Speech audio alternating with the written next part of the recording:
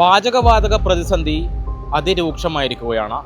സാധാരണ ജനങ്ങളുടെ ജീവിതത്തെയും കൂടി അത് ബാധിച്ചു തുടങ്ങിയിരിക്കുന്നു.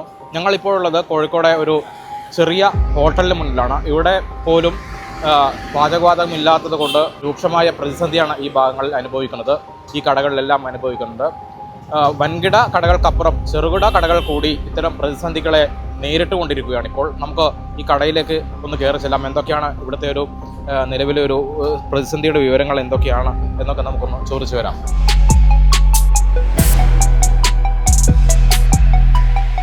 ഇവിടെ ഉച്ചഭക്ഷണത്തിനുള്ള തയ്യാറെടുപ്പുകളൊക്കെ നടന്നുകൊണ്ടിരിക്കുകയാണ്. അപ്പോൾ ഇവിടെ ശ്രീരഞ്ജിനി ചേച്ചി നമ്മളെ കൂടെയുണ്ട്. അപ്പം ചേച്ചിയോട് ചോദിക്കാം എന്തൊക്കെയാണ്. അപ്പോൾ കുറേ ദിവസമായി പാചകവാതകത്തിന് വലിയ പ്രതിസന്ധിയാണ്. എന്താണ് നിലവിൽ ഇവിടുത്തെ സ്ഥിതി? എന്താ? ഗ്യാസ് ഇല്ല. ഇവിടെ 3 കുറ്റിയാണ് ഇവിടെ ഉണ്ടാവാറ്. ഇപ്പോൾ 2 കുറ്റി കഴിഞ്ഞിട്ടാണല്ലോ ഇപ്പോൾ 1 കുറ്റിയേ ഉള്ളൂ. അതുകൊണ്ട് ഇങ്ങനെ മാറ്റി മാറ്റി കളിക്കുകയാണ്. പിന്നാണെങ്കിൽ ചായക്കാൾ വരുമ്പോൾ ചായ കൊടുക്കണം, അത് കഴിഞ്ഞാൽ ചോറിൻ്റെത് വെക്കണം, അങ്ങനെ കളിക്കുകയാണ്. മാക്സിമം 1 ദിവസം കൂടെ കിട്ടുള്ളൂ. അത് കഴിഞ്ഞാൽ ഞങ്ങൾ അടച്ചിടേണ്ടി വരും.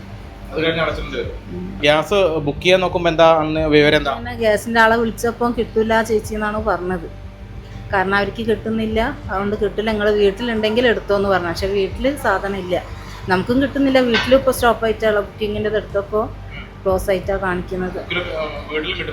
കിട്ടുന്നില്ല. നാളെയൊക്കെ തുറക്കാനുള്ള ഗ്യാസ് ഉണ്ടോ? നാളെ തുറക്കാനുള്ള ഗ്യാസ് ഇല്ല. എന്താ ചെയ്യേണ്ടതെന്നുള്ള ഒരു ഇതിലാണ്. ഇവിടെ നമ്മൾ ഇപ്പോൾ 1 മാസമായിട്ടുള്ളത് തുറന്നിട്ട്, ഇവിടെ തുടങ്ങിയിട്ട് ഡെയിലി വാടക 700 രൂപ കൊടുക്കണം. അതും കൂടെ നമ്മൾ നോക്കണ്ട. അടച്ചിട്ട് കഴിഞ്ഞാൽ അത് കൊടുക്കൽ വലിയൊരു പ്രശ്നമായിരിക്കും. അല്ല, നിങ്ങൾക്ക് ഒരു ദിവസം ഏകദേശം എത്ര ഗ്യാസ് ചിലവാകും? അങ്ങനെ ചോദിച്ചാൽ നമുക്ക് ഒരാഴ്ചയാണ് ഒരു ഗ്യാസ് കിട്ടുക. ഒരു ചായൻ്റെ ആയാലും കറിൻ്റെതായാലും 3 ഗ്യാസ് ഉണ്ട്. ഒന്ന് ചോറിനാണ്, ഒന്ന് ചായക്കാണ്, ഒന്ന് കറികൾക്കാണ്. അത് 3 ഓരോരാഴ്ചയെ കിട്ടുള്ളൂ. അത് കഴിഞ്ഞാൽ അത് കഴിഞ്ഞു, അത്രയേ ഉള്ളൂ. ഇന്നത്തേക്കുള്ള ഫുഡൊക്കെ ആയോ? ഇല്ല. അതിങ്ങനെ മാറി മാറി കളിക്കുകയാണ്. കറിയുണ്ട്, ഒരു ഗ്യാസിൽ മീൻ കറിയുണ്ട്, ഒന്നിൽ സാമ്പാറുണ്ട്, ഉപ്പേരി പപ്പടമൊക്കെ ആക്കണം, മീൻ വറുക്കാനുണ്ട്. ഇനി 12 മണി കഴിഞ്ഞ് ഇനിയിപ്പോൾ ആളുകൾ 12:30 ആകുമ്പോൾ ചോറ് കഴിക്കാൻ ആളുകൾ വരും.